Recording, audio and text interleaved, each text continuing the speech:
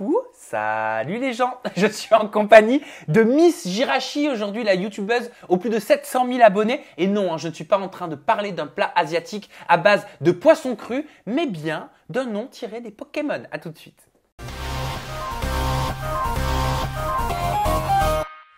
Bah oui, Miss Jirachi.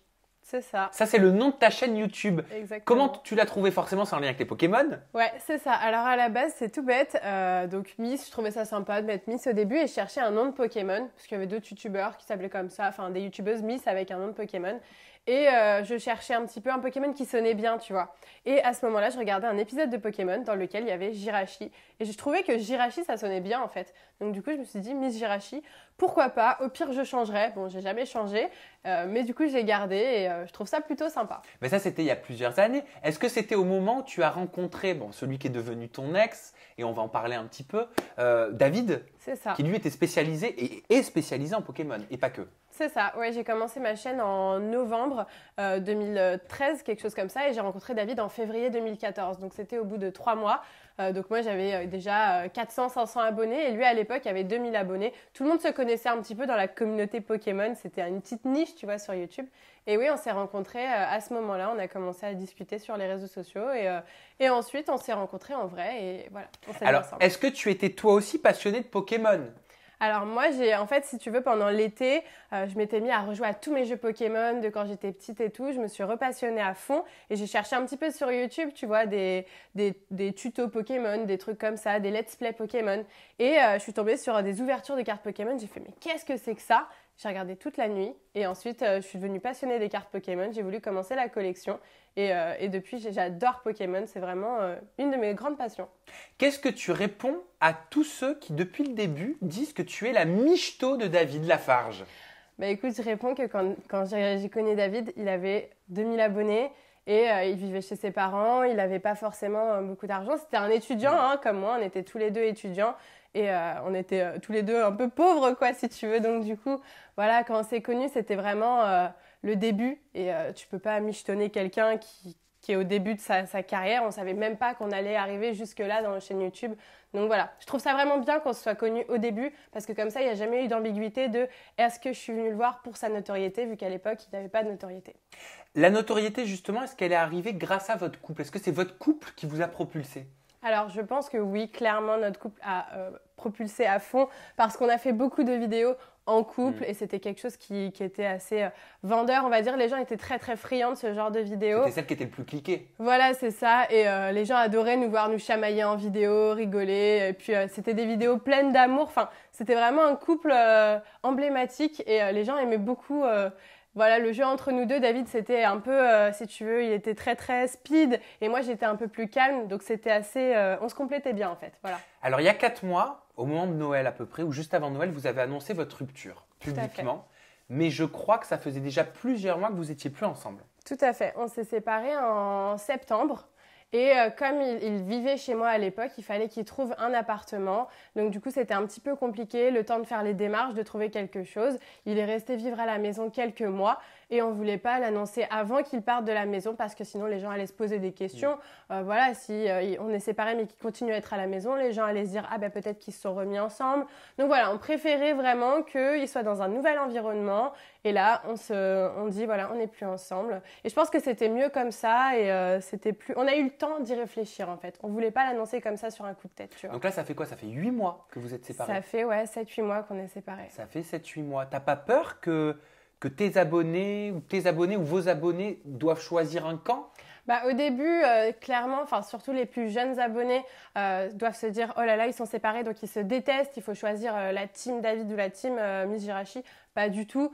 C'est pour ça que David l'a précisé dans sa vidéo qu'il n'y avait pas de team. Voilà, les gens pouvaient très bien nous apprécier tous les deux ensemble, mais aussi chacun de notre côté.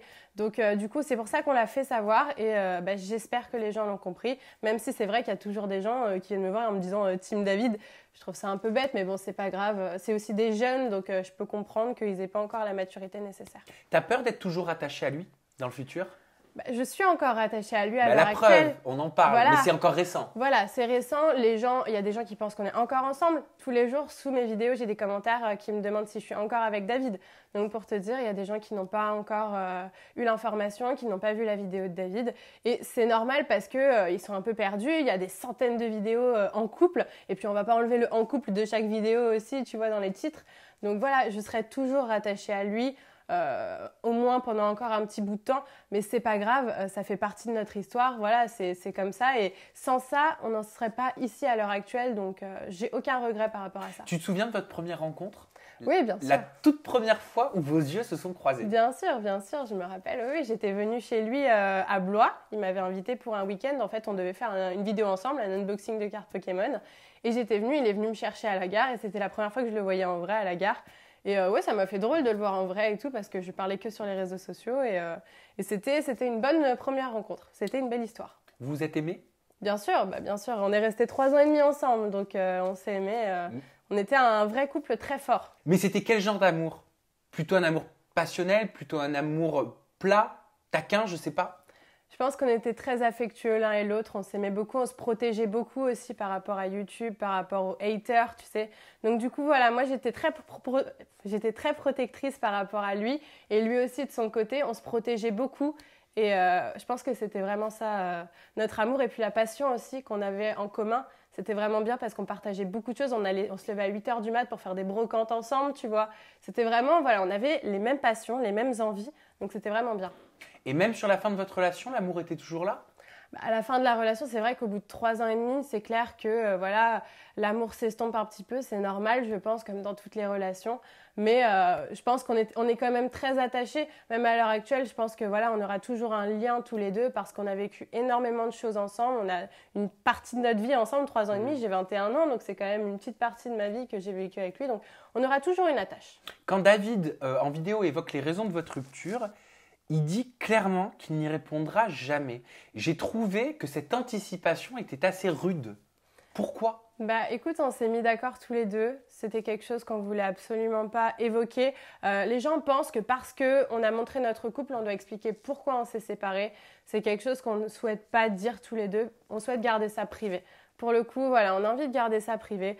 Après, je comprends que les gens soient curieux et aient envie de savoir. Moi aussi, quand je vois des couples se séparer, j'ai envie de savoir. Mais c'est vrai que c'est des raisons très personnelles et c'est pour ça que je n'ai pas envie d'en parler, lui non plus. Donc, on s'est mis d'accord par rapport à ça. Mais c'est si grave que ça ?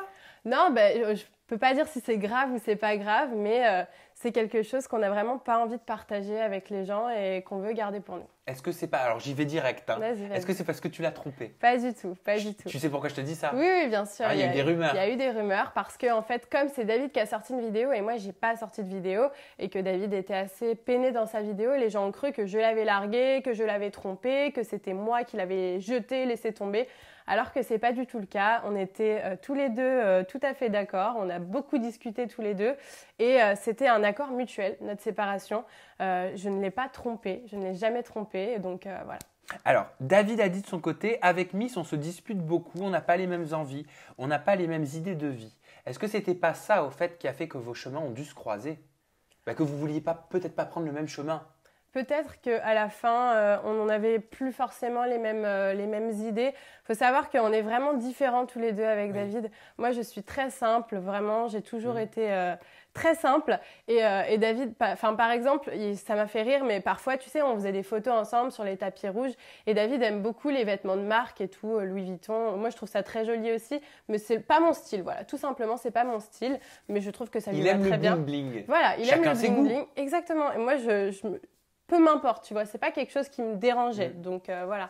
Après, du coup, peut-être par rapport à toutes ces choses-là, je sais pas, peut-être qu'on était différents sur notre avenir, tu vois. Moi, j'ai vraiment envie d'une vie simple. Moi, je veux ma petite maison, mes petites peluches. Mais est-ce que tu peux avoir une vie simple, ta petite maison, tes petites peluches en étant youtubeuse ? Oui, je pense que c'est possible. Moi, tu sais, mon but, c'est vraiment de faire YouTube à fond, de mettre plein d'argent de côté, de m'acheter ma maison et d'avoir une vie tranquille. Voilà, peut-être que David est très, très ambitieux dans la vie. Beaucoup plus ambitieux que moi, tu vois. Et du coup, peut-être que c'était aussi ça qui a fait que on avait envie de suivre peut-être 2 chemins différents. Mais il l'a dit lui-même, Elodie, elle est très contente de ce qu'elle a. Moi, je veux toujours plus. Voilà. Est-ce que tu sentais qu'il voulait toujours plus pendant cette relation ? Tu sais, quand quelqu'un veut toujours plus, c'est un insatisfait. permanent. Peut-être pas par rapport à notre relation, il en voulait toujours plus. Je pense que voilà, dans notre relation, il était bien. Mais par contre, dans sa vie, dans sa réussite professionnelle, il avait vraiment besoin d'avoir toujours plus. Et quand il avait atteint un palier, quelque chose qu'il voulait faire, et je lui disais, mais quand est-ce que tu seras content par rapport à ta réussite professionnelle? Et il me disait, bah là, je serai content. Et au final, quand il a atteint ces choses-là, eh ben, il me disait, bah non, en fait, je veux plus, tu vois. Et c'était vraiment un truc, David a toujours soif de réussite et c'est très bien d'être très ambitieux. Et bon, moi, je suis pas comme lui, je sais même pas si je suis ambitieuse au final, tu vois. Mais tant mieux, moi, je trouve ça cool, tu vois, qu'il ait envie d'être comme ça. Son ambition professionnelle, est-ce que c'est ça qui a tué votre couple? Non, non, pas du tout, pas du tout. C'est pas du tout son ambition professionnelle. Lui, il avait juste envie de faire, d'avancer un maximum. Après, on tournait beaucoup de vidéos ensemble, on était beaucoup ensemble. Moi, de mon côté, j'étais plus tranquille, tu vois. Parfois, j'avais pas forcément envie de tourner, donc voilà, je me mettais moins la pression. David se met beaucoup la pression en général. J'allais te dire, c'est un angoissé, David, ouais. Parce que je l'ai reçu l'été dernier, tu sais, en interview en toute intimité comme toi, et j'ai ressenti, il me le disait, on le voit pas forcément dans mes vidéos, mais il me disait qu'il était un éternel angoissé, quoi. Son cerveau tournait tout le temps. C'est ça. Et c'est dur de vivre près d'une personne dont le cerveau ne s'arrête jamais. C'est ça. Ouais, il était tout le temps là en train de me dire il faut penser au futur, il faut penser à l'avenir. Alors que moi, je suis une personne qui pense à demain. Et après, on verra. Vraiment. Je suis incapable de me projeter quand j'ai des questions. Qu'est-ce que tu feras dans 2 ans, dans 5 ans? J'en ai aucune idée et j'essaye de pas trop me projeter non plus parce que j'ai pas envie d'être stressée en fait. Je déteste le stress. C'est un truc que je supporte pas. Tu es à l'opposé de lui là-dessus. Voilà, c'est ça. Tu vois, il est très stressé. Moi, j'essaye d'être le plus zen possible et donc du coup, j'y pense pas trop alors que lui, il y pense beaucoup. Et c'est vrai que j'essayais beaucoup de le détendre. C'est pour ça que je te dis qu'on était très complémentaires en fait. C'est que moi, j'essayais beaucoup de le rassurer. C'est pas fatigant au bout d'un moment? C'est pas péjoratif ce que je dis. Mais non. Quand on essaie en permanence de rassurer quelqu'un, de calmer quelqu'un, au bout d'un moment, on s'épuise soi-même. Bah, c'est vrai que du coup, le fait que j'essaye de le rassurer et que lui soit stressé, parfois ça me stressait un petit peu, c'est clair, tu vois. Mais après, voilà, moi, je restais dans mes idées de vie et je suis toujours restée dans mes idées de vie qu'il fallait être vraiment vivre au jour le jour et profiter de la vie un maximum parce qu'on ne sait pas de quoi sera fait demain. Enfin, c'est un peu brut ce que je dis, mais pour moi, demain, je peux me faire écraser par une voiture. Enfin, j'ai vraiment cette idée de vie de me dire il faut que je profite de chaque journée. Et chaque journée à laquelle je me couche et j'ai passé une bonne journée, je me dis c'est une bonne journée, c'est cool, j'espère que demain ça sera pareil. Voilà, c'est vraiment comme ça que je vois les choses, tu vois. Cette rupture, tu l'as vécue comment sur le moment? Alors sur le coup, j'étais pas bien. C'est normal, je pense toutes les ruptures, je pense que David non plus n'était pas bien. Ça m'a mis un peu de temps quand même pour me remettre de tout ça, surtout qu'à côté il y avait les abonnés qui s'en mêlaient. Donc bon, au tout début ils n'étaient pas au courant, mais quand après les gens l'ont su, les gens me disaient remets-toi avec David, vous faisiez un beau couple, tu sais. On a fait une convention ensemble, donc on signait des autographes et les gens ne savaient pas qu'on n'était plus ensemble en fait. Et on le faisait ensemble à ce moment-là. Et c'était dur parce que tu avais des abonnés qui nous disaient « Vous êtes un très beau couple, vous êtes adorable ». Et c'était très, très… Enfin, j'ai eu beaucoup d'émotions à certains moments. C'était très dur. Maintenant, ça va beaucoup mieux. J'ai tourné la page. Mais c'est vrai qu'au début, c'était compliqué parce qu'on est resté très, très longtemps ensemble. Et aujourd'hui, au moment où on parle, tu te sens comment dans ta vie, dans ton quotidien? Est-ce que tu as encore ce vide, tu sais, dans le ventre après une rupture? Ou est-ce qu'il a réussi à s'estomper? Non, à l'heure actuelle, j'ai tourné la page. David, ça a été une grande histoire d'amour, mais maintenant, c'est terminé pour de bon. Voilà, le livre est fermé et je suis très heureuse comme ça. Je suis épanouie, je m'en suis remis, il n'y a pas de souci. Vous êtes amis? Vous parlez encore? Quelle est votre relation? On est encore en contact, on parle de temps en temps. Parfois, il reçoit des courriers à la maison, donc je lui envoie un message pour lui dire. On se croise aussi quand on va faire des dédicaces dans certaines conventions, on se croise. Donc, on se dit bonjour, on parle un petit peu. Et il n'y a plus d'ambiguïté? Non, plus aucune Même pour ambiguïté. lui? Je sais pas, moi de mon côté, il n'y a plus aucune ambiguïté. Ça se ressent ça? Moi, tu le sens qu'il est encore amoureux de toi ou pas? Je ressens pas d'ambiguïté de son côté, mais je sais pas s'il a encore des sentiments, j'en ai aucune idée. Mais en tout cas, il n'y a pas d'ambiguïté, il n'y a aucune ambiguïté dans ses messages ou dans notre manière de parler, c'est tout à fait amical. Et en 7 mois, presque 8 de célibat, est-ce que tu as rencontré quelqu'un? Alors, j'ai rencontré quelqu'un il y a quelques temps. Malheureusement, ça s'est fini très rapidement. Donc voilà, c'est comme ça, c'est la vie. Mais c'est vrai que ça m'a fait du bien un petit peu de rencontrer des nouvelles personnes. Surtout qu'avec le statut de youtubeur, c'est très compliqué en fait de rencontrer des gens. Parce que moi, je partais du principe que si je rencontrais quelqu'un, c'était soit quelqu'un qui était comme moi, donc sur YouTube, soit quelqu'un qui n'avait jamais entendu parler de moi, qui ne savait pas du tout qui j'étais, qui n'avait même pas entendu mon coucou une seule fois de sa vie, tu vois. Et alors là, c'était quel scénario? Et j'ai rencontré quelqu'un qui n'avait jamais entendu parler de moi. Voilà, donc je trouvais ça super cool. Ouais. Et au final, bon, bah, ça n'a pas marché, tant pis, c'est comme ça, c'est la vie. Mais en tout cas, ça m'a fait du bien et ça m'a prouvé que je pouvais encore rencontrer des gens. Vous êtes restés combien de temps ensemble? On est restés un petit temps. Voilà. Ouais. Et c'est terminé depuis combien de temps? Ça fait pas très longtemps, mais bon, c'est pas grave. C'est la vie Bah, continue. c'est la vie, mais tu le vis comment? Bah écoute, maintenant ça va mieux. Bah, comme toutes les ruptures, hein, moi je m'attache très vite aux gens. Je fais très vite confiance, je m'attache très vite. T'es un cœur d'artichaut? Ouais, je m'attache vite. Mais si tu veux, je m'attache vite, mais derrière, voilà. Je suis triste, mais je sais que c'est pas grave, que je trouverai d'autres personnes et que je trouverai bientôt l'homme de ma vie, peut-être, qui sait. Et au niveau de ta chaîne, bon alors c'est pas l'homme de ta vie, hein, ta chaîne YouTube, mais Non. bon, tu passes beaucoup de temps quand même Oui. à travailler dessus. Donc les Pokémon, c'est fini? Alors, non, c'est pas fini. C'est vrai que j'ai fait ça pendant très longtemps en fait. Et au bout de 4 ans où on fait des ouvertures de cartes Pokémon, on commence un peu à se lasser, la passion commence un peu à s'estomper. Donc du coup, on cherche d'autres choses à faire aussi. C'est pour ça que j'ai trouvé Disney, qui est une de mes autres passions. J'adore le monde de Disney. Depuis toute petite, je suis bercée dedans, plus que dans le monde de Pokémon. Donc du coup, c'est une chose auquel je me suis rattachée dernièrement. Mais je continue à faire du Pokémon de temps en temps. Voilà, quelques fois par mois, je sors des vidéos de Pokémon. Mais j'essaye aussi de sortir ce qui me plaît, parce que le fait, pour moi, faire YouTube, c'est vraiment faire ce qui te plaît, ta passion. Et sinon, ça n'a pas d'utilité. Autant faire un métier qui me plairait tout autant, comme par exemple être graphiste. J'adorerais être graphiste, c'était le métier que je voulais faire avant YouTube, tu vois. Mais je pense que si tu fais pas ce qui te plaît sur YouTube, ça n'a aucune utilité en fait. Au niveau de Disney, je voulais te poser une question par rapport à ça. Comment ça se passe? Ce sont des collaborations? Tu me l'as dit, bon, tu étais fan de Disney depuis longtemps. Tu t'adresses à quel public en fait? Tu as envie d'aller où? Alors moi, à l'heure actuelle, j'ai fait une collaboration avec Disney sur une vidéo. Maintenant, toutes les autres vidéos que je fais, les unboxings de produits Disney, je paye mes produits moi-même. Voilà, j'ai pas réussi à avoir les liens nécessaires à l'heure actuelle avec Disney pour faire une collaboration.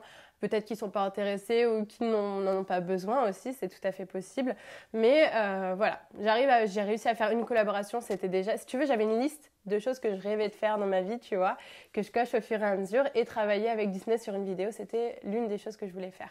Donc j'ai réussi à le faire. Maintenant, le public au niveau de Disney, bah, tu sais, c'est pour tout le monde Disney. Hein. Moi, je sais que ma maman, elle adore regarder des films Disney avec moi. Même mon papa, je l'ai emmené au cinéma voir les derniers Disney.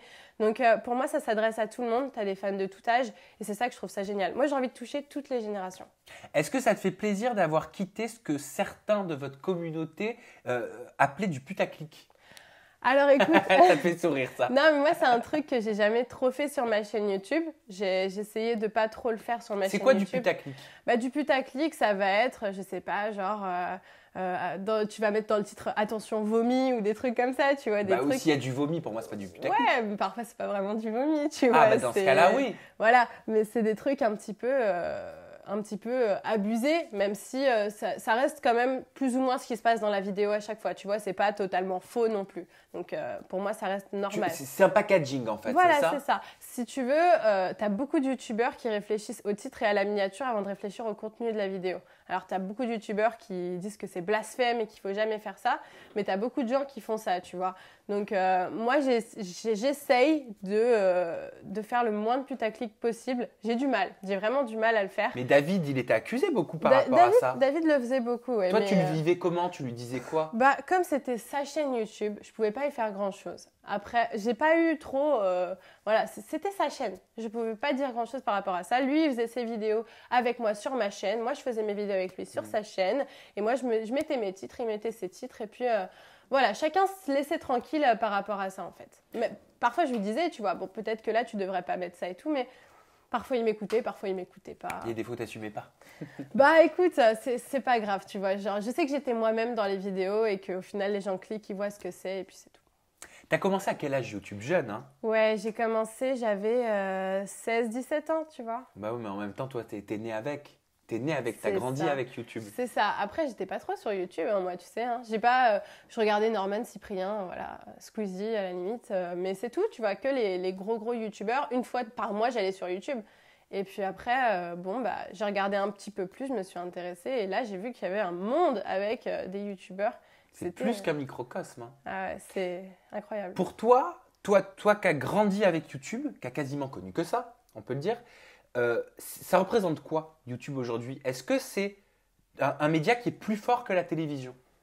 Alors pour moi, à l'heure actuelle, je pense que YouTube est aussi fort que la télévision. Je dirais pas qu'il est plus fort que la télévision parce que au niveau des tranches d'âge, moi mes parents ils regardent la télé, ils regardent pas YouTube, tu vois. Donc je pense que pour nous, c'est clair que YouTube c'est devenu un truc qui est plus important. Pour nous, nos enfants, nos petits-enfants. Ouais, je pense que c'est quelque chose qui est vraiment important. Après, si tu veux, tu as d'autres trucs, tout ce qui est les abonnements, tu sais, chaîne Netflix, tout ça. Ça, c'est vraiment un truc, pour moi, c'est un peu égal à YouTube. Oui, alors quand je dis YouTube, je parle du web, hein, ouais. De la consommation Bien sur le sûr. web. Bah, clairement, pour moi, YouTube, c'est l'avenir. Clairement, c'est l'avenir. Les youtubeurs, YouTube est voué à être sur la télé, dans la télé. Je pense qu'il peut y avoir un mixte même avec YouTube et la télévision. Je pense qu'il va y avoir de plus en plus de youtubeurs aussi à la télé s'ils acceptent, parce qu'il y a beaucoup de youtubeurs qui aiment pas trop être mêlés au milieu de la télévision. On verra bien, mais moi je pense que c'est l'avenir en tout cas. Quand est-ce que tu as réalisé que c'était pas un hobby, mais que c'était devenu un métier? À partir du moment où David a commencé à toucher un peu d'argent, parce que c'est David qui a commencé à toucher plus que moi de l'argent en général, parce que voilà, il montait plus vite que moi à ce moment-là. Donc quand lui, il a commencé à toucher un SMIC, tu vois, je me suis dit, ah oui, quand même, on peut gagner de l'argent avec YouTube. Et c'était une période où moi, j'étais un peu perdue dans ma vie, je savais pas trop ce que j'allais faire, tu vois. J'avais arrêté les études à ce moment-là, pour d'autres raisons qui n'étaient pas YouTube.